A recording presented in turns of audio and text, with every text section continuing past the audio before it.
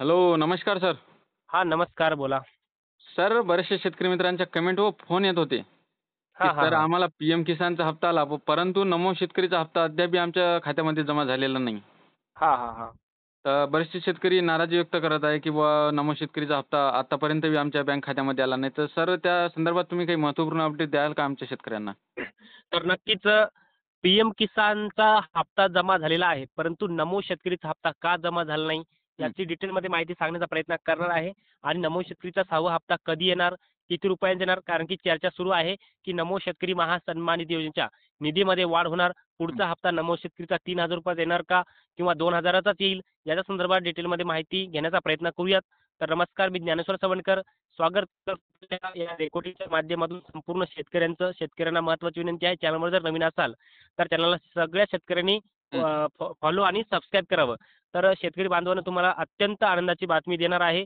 कारण की राज्याचे मुख्यमंत्री देवेंद्र फडणवीसांच्या माध्यमातून कालच एक महत्त्वाची आणि मोठी घोषणा नमो शेतकरी योजनेसंदर्भात केलेली आहे. ती घोषणा म्हणजे नमो शेतकरी महासन्मान निधी योजनेच्या निधीमध्ये वाढ करणार असल्याची माहिती राज्याचे मुख्यमंत्री हं. देवेंद्र फडणवीसांच्या माध्यमातून देण्यात आलेली आहे. आपण जर पाहिलं तर नमो शेतकरीचे सध्या वार्षिक ₹6,000 भेटतात.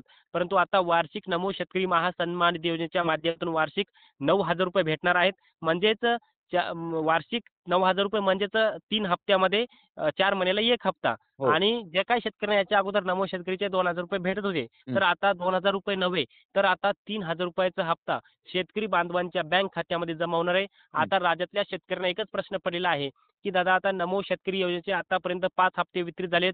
पीएम किसान योजनेबरोबर हप्ता नमो शेतकरीचा येणार होता, पण आला नाही. मग आता तो हप्ता नमो शेतकरीचा येणारा 6वा हप्ता कधीपर्यंत येऊ शकतो? तर त्या शेतकऱ्यांना सांगू शकतो, की आता येणारा नमो शेतकरीचा पुढचा हप्ता ₹3,000 येणार आहे. आणि जवळपास 6 मार्चला हा हप्ता येऊ शकतो. याचबरोबर शक्यता तर 6 मार्चच आहे. हं, मार्च महिन्यामध्ये पहिल्या आठवड्यामध्ये 100% येऊ शकतो. हं, हं. आणि कन्फर्म डेट झाल्यासारखीच आहे 6 मार्च. 6 मार्चला या हप्त्याचं वितरण होऊ शकतं. याचबरोबर आपण जर पाहिलं हा हप्ता मिळवण्याकरिता शेतकऱ्यांना महत्त्वाची कामं करायची आहेत. ज्याच्यामध्ये पहिलं काम आहे फार्मर आयडी म्हणजेच शेतकरी विशिष्ट ओळखपत्र त्या शेतकऱ्यांना काढायचं आहे. याचबरोबर लँड सीडिंगचा प्रॉब्लेम ही बाब त्यांना ओके करायची आहे. आधार सीडिंगची बाब त्यांना ओके करायची आहे. याचबरोबर के-वाय-सी करायची आहे. ह्या सगळ्या प्रॉब्लेम शेतकऱ्यांना येस करायच्या आहेत. या बाबी ओके ठेवायच्या आहेत. कारण की या बाबीशिवाय त्या शेतकऱ्यांना पीएम किसान किंवा नमो शेतकरीचे पैसे येणार नाहीत. याचबरोबर सगळ्यात महत्त्वाचा नमो शेतकरी संदर्भात तुम्हाला डिटेलमध्ये माहिती सांगली. आता नमो शेतकरीचे वार्षिक ₹9,000 आणि पीएम किसानचे 6 असे वार्षिक दोन्ही योजनेच्या माध्यमातून शेतकऱ्यांना ₹15,000 भेटणार आहेत. त्यामुळे जे सरकारने शेतकऱ्यांना वचन दिलं होतं, याची पूर्तता लगेच सरकार करणार अशी घोषणा सुद्धा पुन्हा मुख्यमंत्र्यांच्या माध्यमातून केलेली आहे. हं, आता हं. पुढचा महत्त्वाचा प्रश्न, की बरेच सारे शेतकरी बांधव एक प्रश्न आपल्याला कमेंटमध्ये विचारतात. तुमच्या सुद्धा चॅनलच्या माध्यमातून कमेंट्स मी पाहिल्या.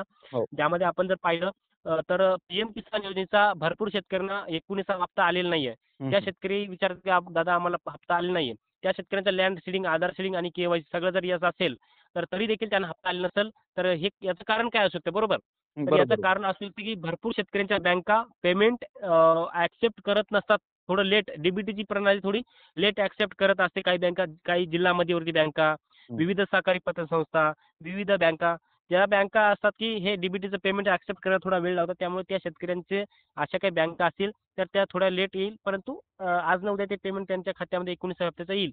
आणि कोणत्या शेतकऱ्यांचं फास्ट पेमेंट जमा होतं? ज्या नॅशनल बँका, state bank of India, bank of India, union bank of India, या सगळ्या बँकाचं फास्ट पेमेंट येत असतं. हं, त्यामुळे काही शेतकऱ्यांच्या जिल्हा बँका असेल त्या लेट पेमेंट ॲक्सेप्ट करतात. आता भरपूर शेतकऱ्यांना पीएम किसानचे ₹6,000 काल जमा झालेत. हो, हो. आता बरोबर. ते शेतकरी म्हणतील, की ₹6,000 कसं काय जमा झाले? आम्हाला 2-2च झाले. मग हं, काही शेतकऱ्यांचा काय असू शकतं, की लँड सीडिंग, आधार सीडिंगचा प्रॉब्लेम अगोदर त्यांनी दुरुस्त केला होता. हं. परंतु काही मागील दिवसामध्ये त्यांनी लँड सीडिंगचा, आधार सीडिंगचा प्रॉब्लेम दुरुस्त केला. त्यामुळे ज्यांना पीएम किसानचा 18वा हप्ता आला नव्हता, ज्या शेतकऱ्यांना पीएम किसानचा 17वा हप्ता आला नव्हता, मग त्या शेतकऱ्यांना 19व्या बरोबर पीएम किसानचा 17वा हप्ता देखील सुद्धा आला आणि 18वा हप्ता देखील सुद्धा. मग तिन्ही हप्त्याचे किती रुपये झाले? तर एकूण ₹6,000. 6,000. हां, ₹6,000 झाले. तर हो. ₹6,000 त्या शेतकऱ्यांच्या एकूण त्या शेतकऱ्यांच्या खात्यामध्ये काल जमा झालेले आहेत. त्यामुळे त्या शेतकऱ्यांसाठी अत्यंत आनंदाची बातमी आहे. त्यामुळे पीएम किसान आणि नमो शेतकरी संदर्भातलं एक अत्यंत गोड अपडेट शेतकऱ्यांसाठी आहे. हं, हं, हं. आणि पीएम किसानसाठी शेतकऱ्यांना याच्या पुढेही पात्र व्हायचं असेल, सर्व शेतकऱ्यांना विनंती आहे की फार्मर आयडी काढून घ्या. फार्मर आयडी काढल्याशिवाय शेतकऱ्यांना सुद्धा पर्याय नाही. कारण की डिजिटल शेती होणार आहे. संपूर्ण डिजिटल शेतीचं सातबारा वगैरे सगळं फार्मर हं, आयडीवरून सध्या आता हं.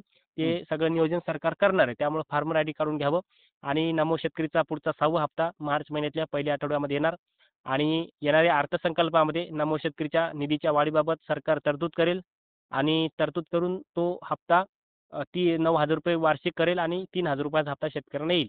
हं, हं, हं, हं. हं. Okay, okay. धन्यवाद सर. तुम्ही शेतकऱ्यांना एक महत्त्वपूर्ण डिटेल माहिती दिल्याबद्दल. ओके. धन्यवाद. हो.